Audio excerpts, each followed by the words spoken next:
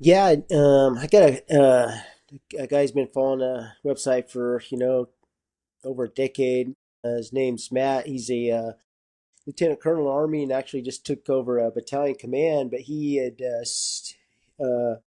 we've been back and forth over the years, and he had said, "Hey, I'm really kind of interested in doing a cycle on training power." And I've gone back and forth on the idea of training power many times in my own programming. I've always had the trouble as a kind of a self-taught, common sense first strength and condition coach, identifying what power is in how you train it in the weight room. I think we kind of see it on the field when we see somebody's really powerful. They can really have really explosive movement.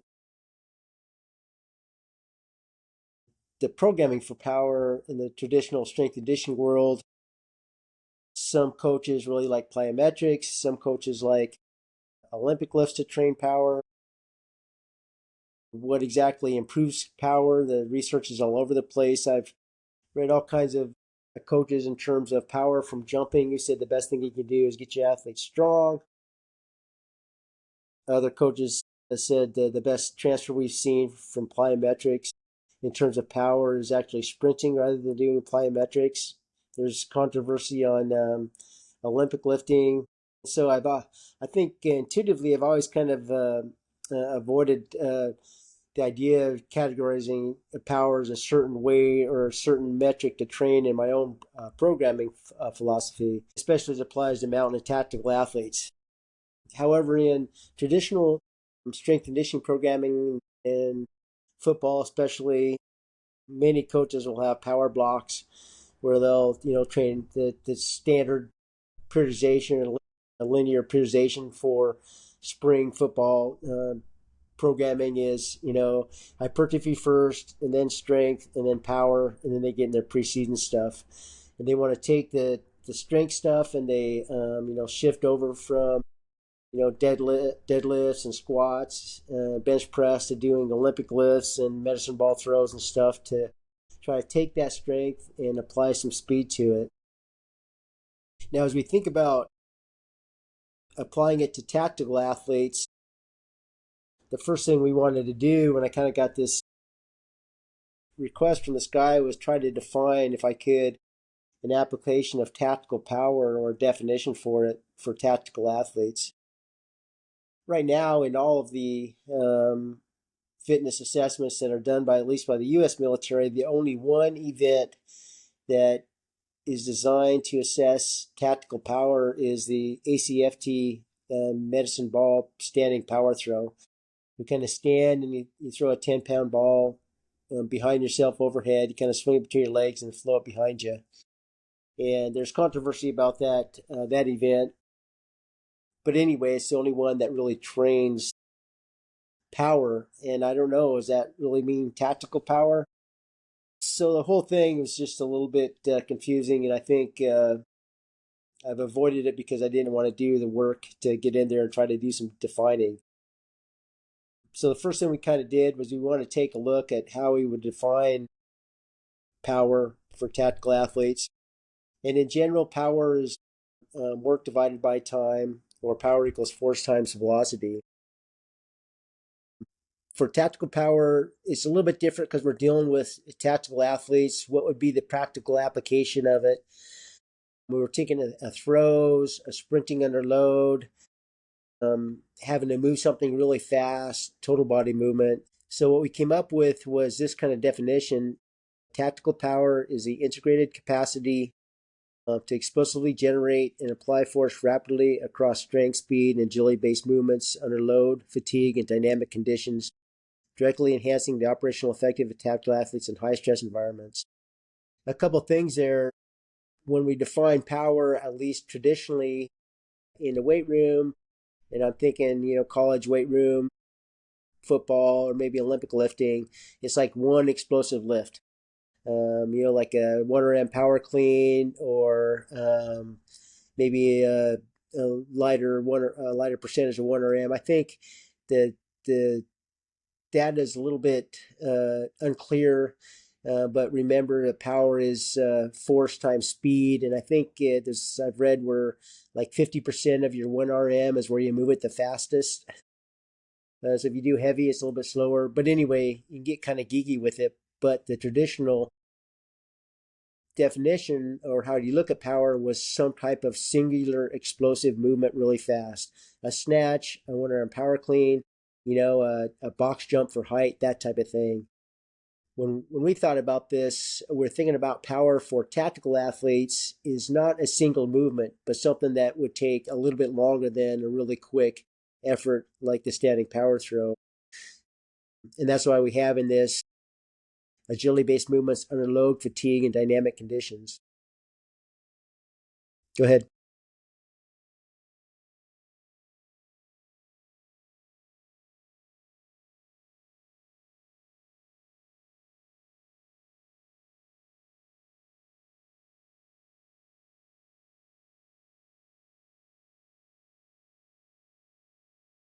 I don't know. We the the problem from from a strength conditioning perspective is once you set aside and you create some kind of category and you make it important, it takes training time. So you have to take training time from doing something else. And so this, I think, mini study was just kind of my first kind of exploration into this idea. Most recently in my own programming, where we did this and experimented with it and did apply it to the programming, was our tactical agility programming. And right now on the law enforcement side, we'll actually take training time to do what we call tactical agility drills. How does power really matter?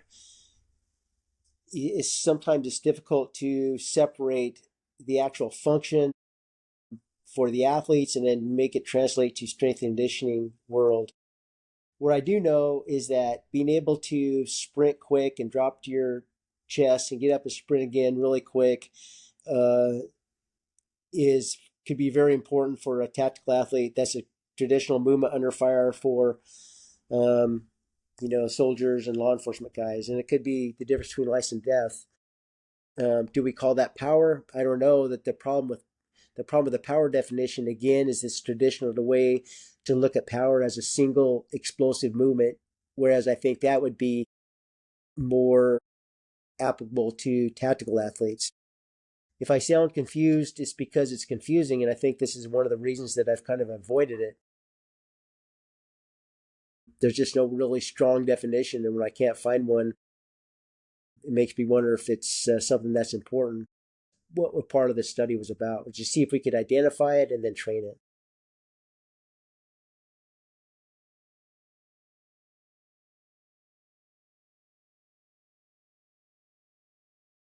Yeah, my in my programming theory, I really like to have assessments. A lot of coaches don't, but I think defining assessments is a great way to identify.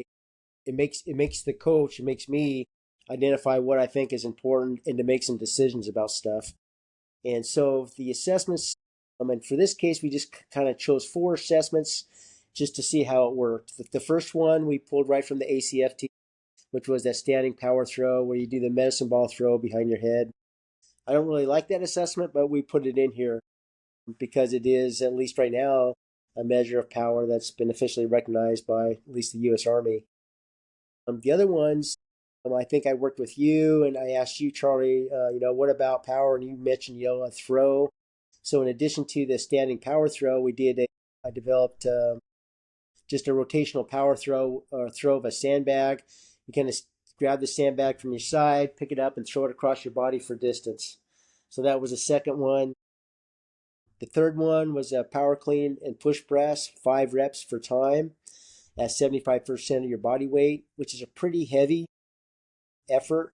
It's 5 reps by design.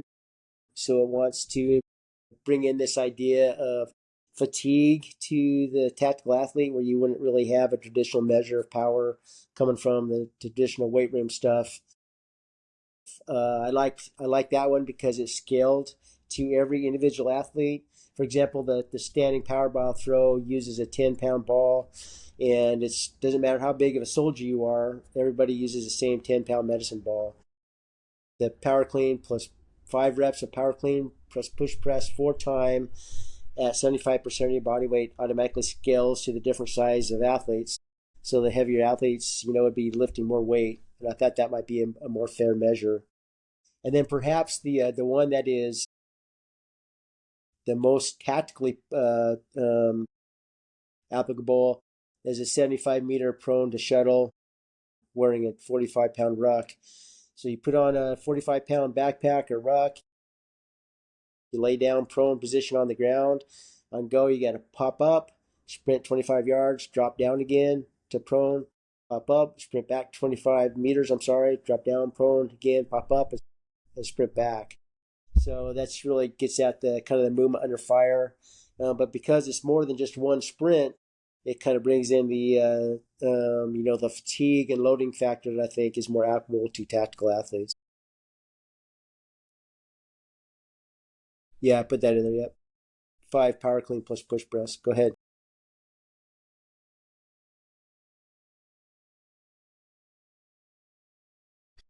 Yeah, the so we created a 4-week mini study for this, and I recruited some remote lab rats, veteran lab rats who done a lot of my lab writing for me. And the first and the last session of the cycle, 4-week cycle, were the assessment. And these the assessments went in that order: power throw, sandbag throw, clean to push press, and prone to sprint. And they were all done in that order, short rest between them, and one day. So just that was the first and last session of the cycle. So the cycle was bookended by the assessment day.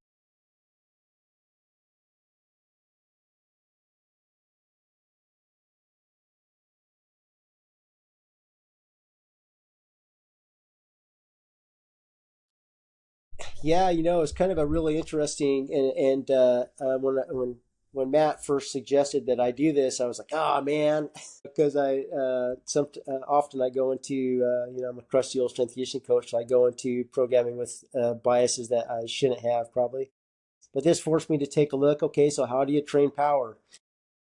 Uh, and so I did quite a bit of research on how traditional, I guess, college weight room sports performance coaches train power, and included different elements into these sessions. One was a 1RM strength assessment. Some coaches really believe that a max strength, the best thing you do for an athlete to make them more powerful is to get them stronger. Automatically be moving more weight and more resistance. And so that's what some coaches believe. So these sessions include a 1RM. And then we did some heavy max effort training after the 1RM, 85% of your recent 1RM. And we did this thing called cluster training, which I hadn't seen before, but specifically 5 rounds of 3 reps at 85% of your 1RM. So you just did your 1RM, back squat, for example. 5 rounds, you do one back squat, rest 30 seconds, do another back squat, rest 30 seconds, do another back squat, and then you rest 2 minutes between rounds or sets.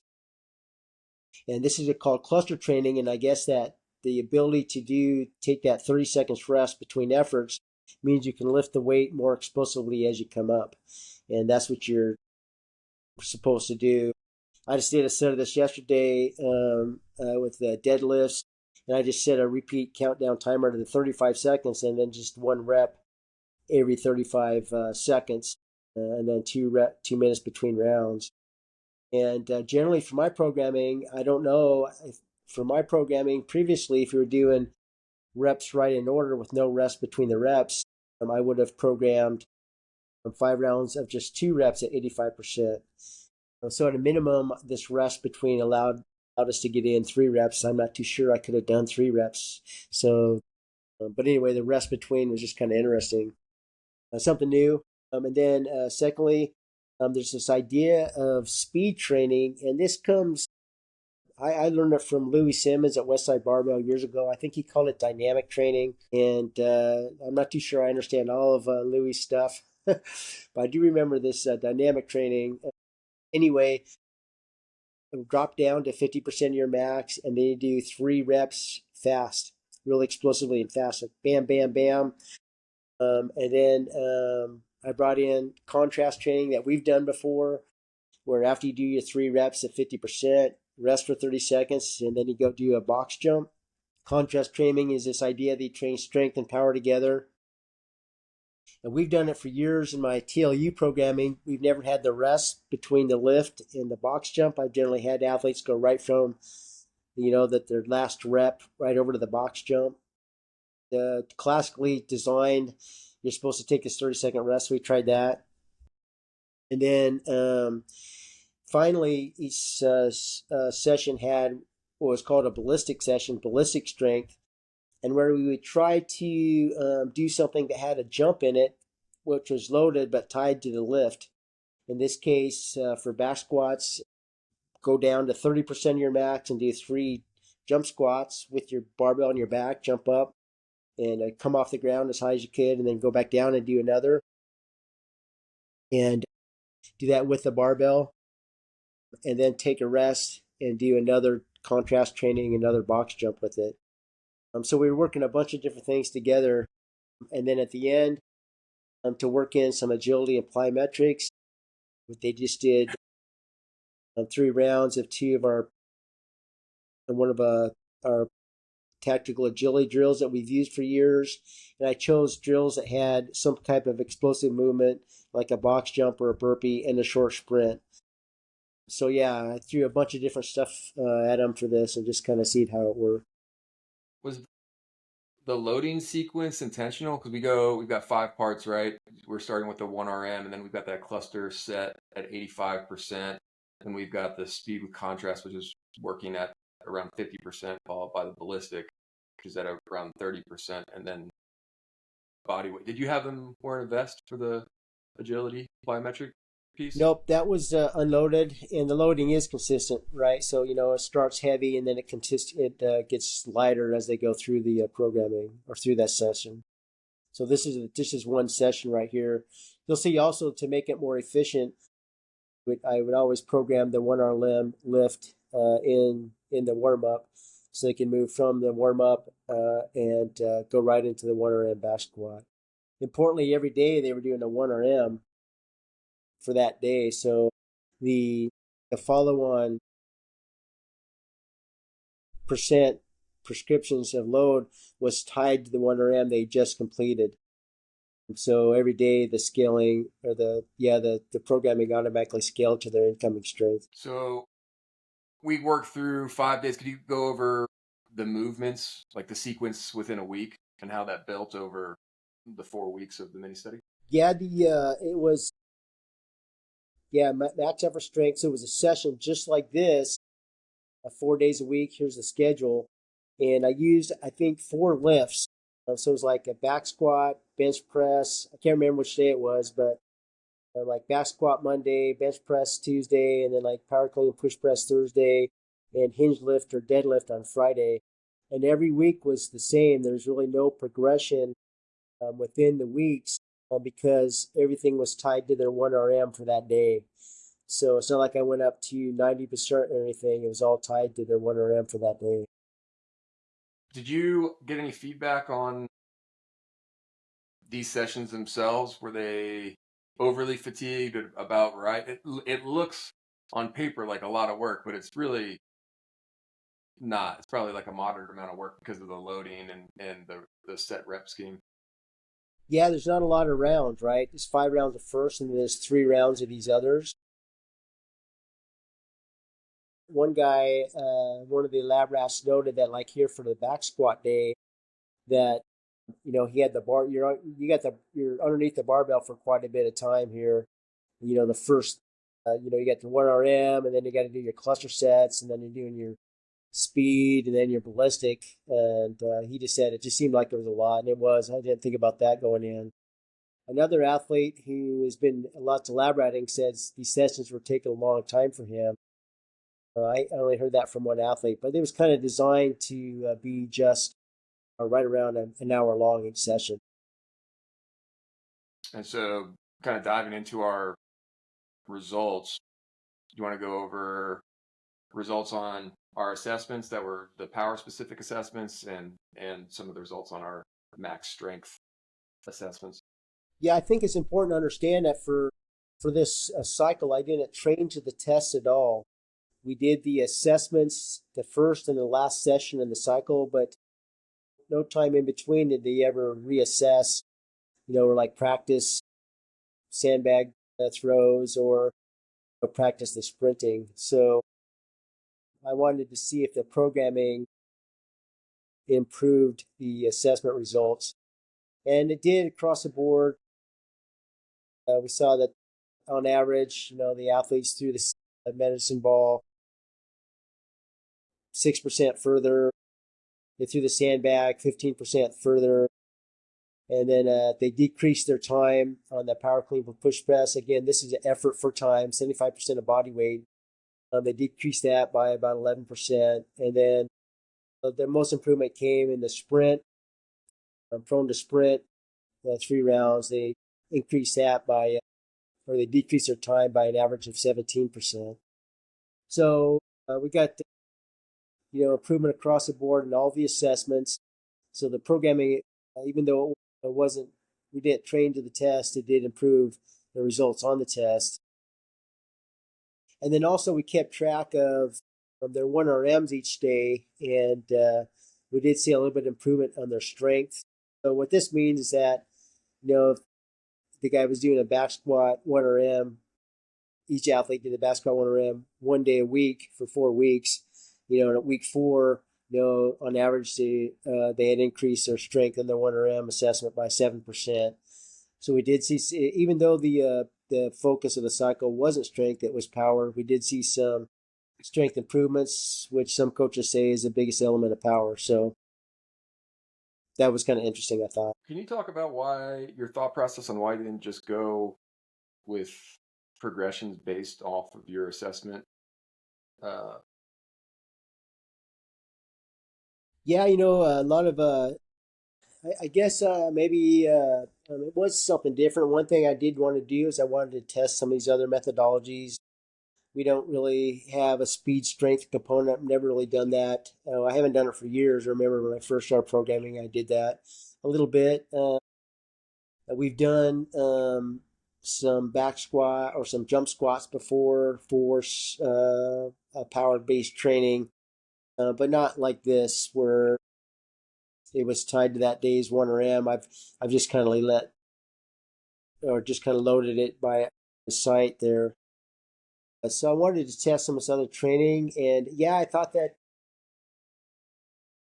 I wanted to see, I guess, if we were trying to train power rather than like a work capacity, and so for example, the power clean plus push press and 5 rounds at 75 or 5 reps at 75% for time, and then the sprint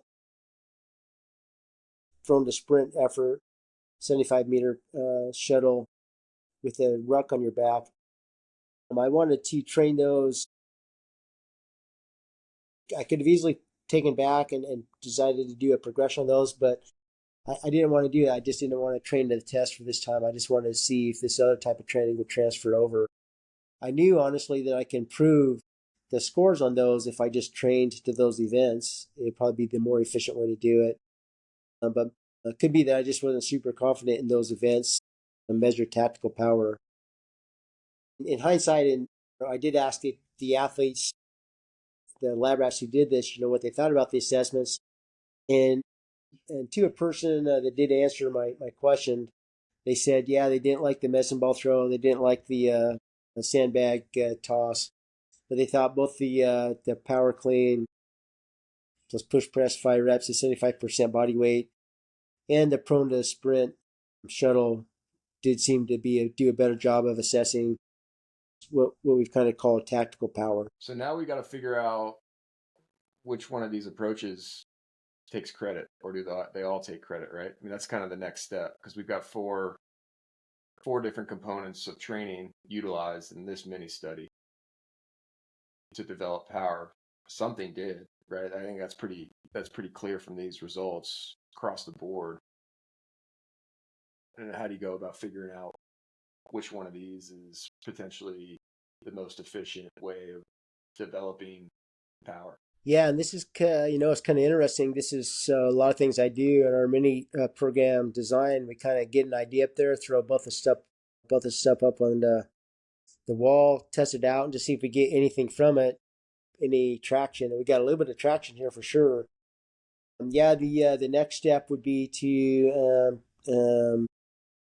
perhaps narrow the assessment to the power clean plus push press and the shuttle sprint.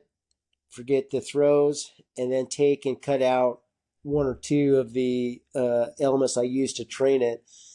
So, for example, maybe we keep the cluster sets in and drop the speed work and go right to the ballistic work, and then see if we had similar type of improvements across the board. If we could tie, again, that give you try to identify which element worked the best. Ideally, in a perfect situation, you do 4 follow-on mini studies where you tested each of those elements. But I don't know if we'll do Right. that. I need to. I think I can apply some. It's just some. I guess wisdom or whatever of what I've seen before, for sure. I'm still not sold on this idea of tactical power as being something that we need to train for, and separate it out. But at the same time, we are seeing. I think what this programming did see is that if indeed, for example, the shuttle sprint is a good assessment of mission direct tactical power, that could transfer right to the field, and we have these kind of weight room ways that seem to improve that significantly. There was like 17%, I think, across the board average. That it could mean that perhaps instead of just going down this rabbit hole on tactical power some more, I might decide just to go ahead and implement some of the speed strength and ballistic strength elements into our strength training. And for a minimum, that might give athletes a little bit more variety in some of the programming they do. And hopefully, it'll transfer over to the mission direct field stuff they have to do. Yeah, it's kind of interesting, right? Because lifting weights for maximal strength or for relative strength by body weight is going to be that's just you're moving X load, period. With this power integration of it, you're moving X load at a certain rate of speed, right? That's kind of the overall development. I'd be curious to see, you know, can you knock out two birds with one stone, making it hyper efficient to train two fitness traits at the same time? I mean, because ultimately, in a 4 week cycle, a 7% increase, 5% increase in the big lifts is solid, right? Particularly with these guys. These guys are all pretty strong. I mean, they all started off with kind of mid threes, 3 to 350 kind of weight on a back squat. I'm not sure what their body weights are, but that's real weight for sure. And they still had an increase, so they're obviously advanced in terms of their weight room experience. Yeah, I haven't done this recently, but I know when I first started implementing contrast training in my programming, this has been, gosh, 15 years ago. There was a study that showed that if you train strength and power together, they both improve faster than if you trained them alone. And again, I think even back then they wanted to have the break between the strength and the power. But again, I think from here we're trying to train power in new ways for us, which is the speed strength and then the ballistic strength in a focused way that's tied to their 1RM that day. Yeah, it's definitely at a minimum, it pushed me to be creative and try some new programming. And I think, the traditionalists would look at these daily sessions and think they broke all kind of rules. But for us, we like to break rules, and so it's kind of interesting to train it or try it for sure. The speed strength is a little bit difficult to measure or assess, but the ballistic strength is a little bit easier. If you need to get off the ground with a certain weight, at least you need to jump and get off the ground with it. It is a little bit tricky. I can't remember what I used for power clean push press. Maybe I can't remember if it was like burpees that I used as the explosive movement for that. And then you can't really jump doing deadlifts. I think I had jumping lunges instead of that because I find jumping lunges really train the posterior chain pretty well. The back squat, obviously, you can jump with the back squat. You can't really. I've seen this before where you're doing a bench press. That was one of the lifts where guys will like throw the bench press. You don't want to do that because if you miss the catch, you're gonna break your trachea. I just had them do plyometric push-ups for that. So some of the application isn't exactly perfect, but it's all manageable. You just got to be creative. We're obviously still working through some thoughts on this, but if you were, based on what we know right now from this and all the other research efforts and experience in the weight room, if you were talking to, let's say, a tactical athlete who wanted to focus on strength and power concurrently, is there any adjustments to just kind of a standard total lower upper split in terms of how they're moving the barbell that you would recommend to them?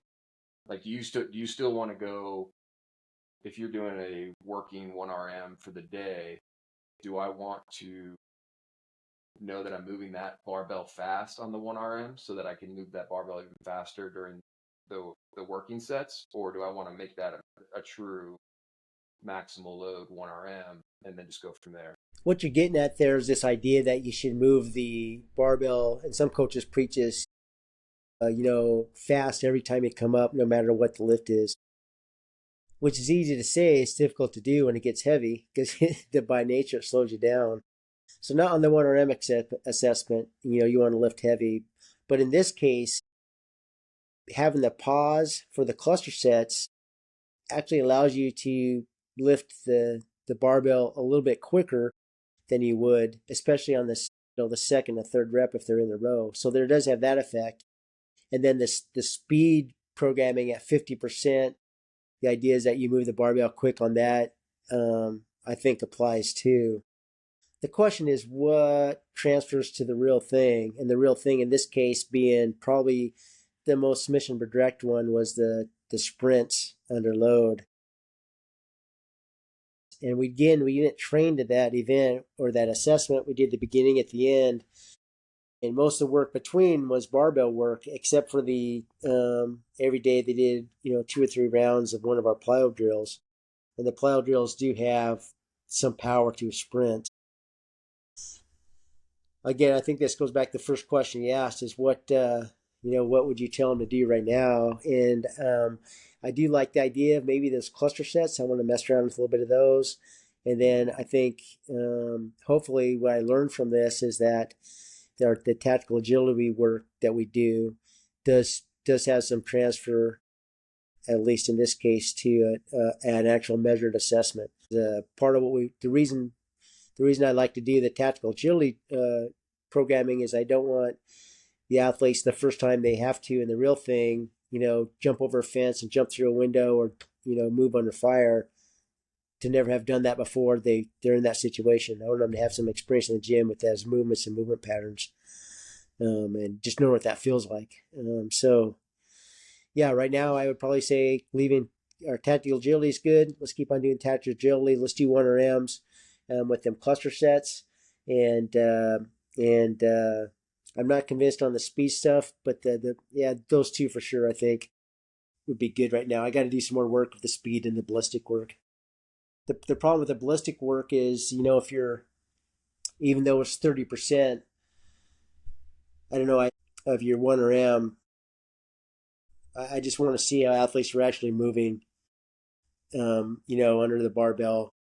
So, for example, if you're benching 300 pounds, that's doing jump squats, 3 jump squats in a row with 100 pounds, which should be just about right. But I want to make sure that they were all explosive.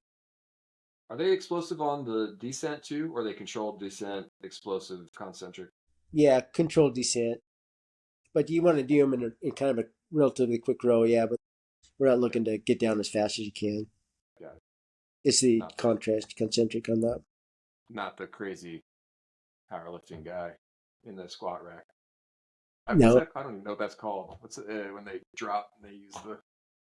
Looks like it puts a hell of a lot of stress on your tendons to drop with 500 pounds as quickly as you can to bounce back up. yeah, no. Want to make sure it's not getting stupid, but for sure. Yeah, I think yeah, we got to reduce some of these stressors and test it out. But again, I'm not quite convinced that tactical power is something that we need to kind of pursue. Sometimes you come up with some name for something. You see the gimmicky side of my industry. It really doesn't mean anything. I wonder there might be beyond to something here for sure. Cool. More to follow. Do you have any other mini studies in the works right now, or gearing up for more? Yeah, it's going to be in a more of an extended study. This is something that I fought with for years, and I've been doing a lot of reading on it and some work on it, and that's the idea of aerobic based development. The question from my perspective is aerobic based development something that we can even consider for tactical athletes?